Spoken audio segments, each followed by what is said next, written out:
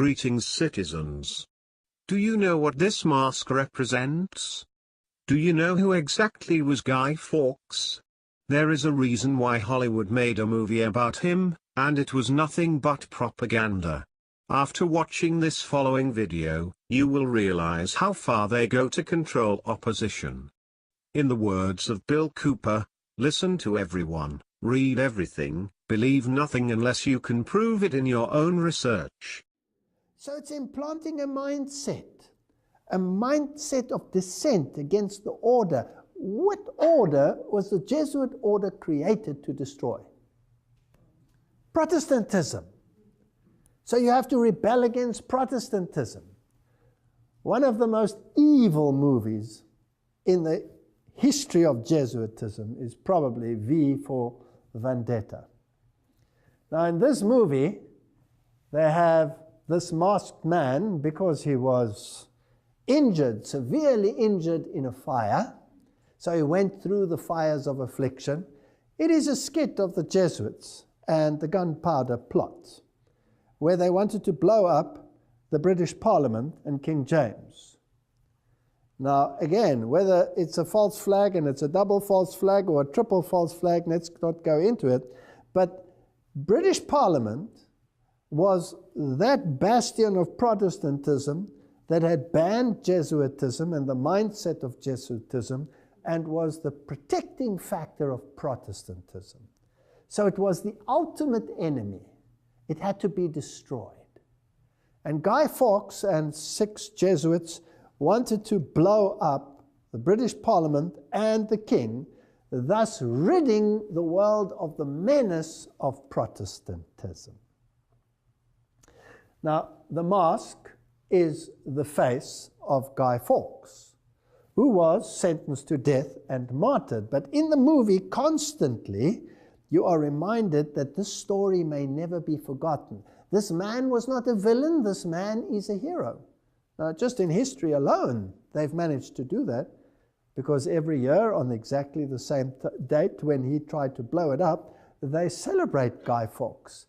And it's a joyous occasion. Kids can't wait for Guy Fawkes. You positivize that which is negative, and you use the negative to your advantage. They even got Shakespeare to write it, which I doubt. His Jesuit superior wrote it for him, his Gnostic Medici learned supervisor, and filtered it in amongst the people as this evil of the Jesuits and made a joke of it. And eventually, as a consequence, the Jesuits were actually allowed to operate, or the Catholics at least, in England again. You always have to be a super strategist. Now, in this movie, this young lady eventually is the one that pulls the trigger because he dies just beforehand, so she becomes an acronym of Mary, which is Lucifer, who will destroy Protestantism. And where they first failed in their early attempts, they will succeed in their later life. And this is one of the advertisements. He's making the Masonic crossed swords, which you will find everywhere in Masonry and in Gnostic Freemasonry. An X is an ancient symbol, according to Jim Tressner, 33 Degrees, Scottish Rite Journal. An X is an ancient symbol for change or transformation, long associated in medieval and Renaissance art with the coming of the Messiah who shall make all things new. So this is a religious movie showing the victory of Satan and the Jesuit order over Protestantism, the overthrow. That's why in the cathedrals they always have Loyola standing on the head of Martin Luther, crushing him, destroying the Bible. They make no bones about who the enemy is. And it's interesting that in this movie, eventually, this is an artist's rendition, the Parliament, and of course, all of the buildings associated with it, blows up and is completely destroyed. Nothing left. But the clock stands where? It is the final hour. It is finished. They have succeeded. The job is done. Protestantism and Bible-based theology will disappear. And eventually this masked man who stands for Guy Fawkes and the effort to overthrow Protestantism, the mask is worn by the entire nation. What does that mean?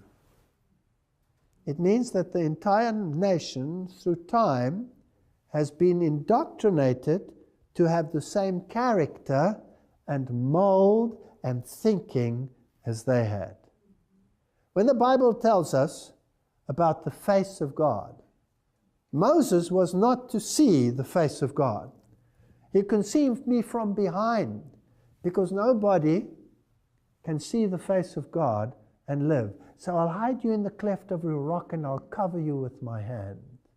And I will go by, and then the character of God is given in the most beautiful poetic form. The face stands for the character. It stands for the mind. It stands for the thinking. The world will wander after the beast. It will be indoctrinated to have the mindset that he wants you to have. Now, I want to know where this is going to lead. And how do you carry on with this? I just want to do a few more pointers here. The list of actors employed by these papal criminals, so says Vatican assassins. This man, of course, has a mouth that is very loose, if I may say, so excuse his language, but what he says in a rather harsh way is actually correct. The list of actors employed by these papal criminals is most impressive. Hollywood is merely Jesuit theater, nothing more. Jews involved are papal court Jews worshipping their god Mammon, etc. And it's for the military company of Jesus. Now, if you write something in that fashion and you write it so harshly, maybe people will say, that suits them too, they don't mind. I wouldn't be surprised if some of them are authors of some of these thoughts. Now, Knight of Malta, Jack Valenti, was head of Motion Picture Association of America. If you want to know who controls the mega studios, in 2004, Mr. Saxon was inducted as a Knight of Malta. He owned all of these major companies and, well, also Hollywood studios. Is it really the Jews who control this place? There's an abundance of theatrical performances. We read in a good source now. You see, that's the one mindset. Let's achieve our aims through theater, through great performances that bypass the cognitive.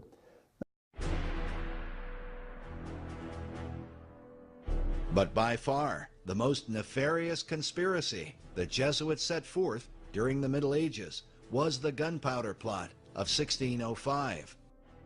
The Gunpowder Plot came about because when Elizabeth I died in 1603, Rome was very interested to have a Catholic monarch on the throne.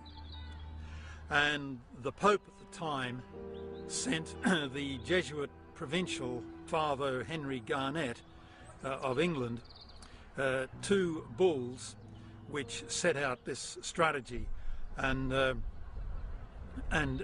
urged him to ensure that no one should ascend the throne of England unless they declared themselves to be a faithful Roman Catholic. What happened, of course, was that James I, when he ascended the throne, he declared himself to be a Protestant, and therefore Rome decided that he had to be removed. The instrument Rome would employ to get rid of the new king was a Spanish soldier named Guy Fawkes, a man whose name is remembered every year to this day, as the English burn effigies of him on Guy Fawkes Night. Why? Because Fawkes planted some 36 barrels of gunpowder beneath the Houses of Parliament, intending to blow up King James and the entire government of England. Out of the chaos that would follow, Rome and her Jesuit order had planned to re-establish control of the country. Well, Guy Fawkes was, I think, what we would call a Jesuit coadjutor. He wasn't a Jesuit priest as such, to my knowledge, but he was a professional mercenary soldier, and he had fought in the Catholic army of Spain. Fawkes was discovered just moments before detonating the gunpowder, in what the English people clearly saw as an act of God. Fawkes was publicly executed, as was his fellow conspirator, the Jesuit provincial Henry Garnet. But Garnet was not the only Jesuit to be involved in the plot. At the trial, the esteemed lawyer Sir Edward Coke said, "I never knew a treason without a Romish priest, but in this there are very many Jesuits who are known. Garnet in England, Cresswell in Spain, Baldwin in Flanders, Parsons at Rome. So the principal offenders are the seducing Jesuits, men that use the most sacred and blessed name of Jesus as a mantle to cover all manner of wickedness." Tupper Saucy writes that during this era, the play Macbeth by William Shakespeare was actually a so-called powder play, commemorating the gunpowder plot, and that Macbeth is an elaborate condemnation of the Jesuits as Satanists, murderers, and witches. But the year before the Jesuit plan was overthrown, Puritan leader John Reynolds had proposed that a new Bible translation be set forth. King James gave his approval, and the work began on the King James Bible. Was it just a coincidence that 1 year later the gunpowder treason took place?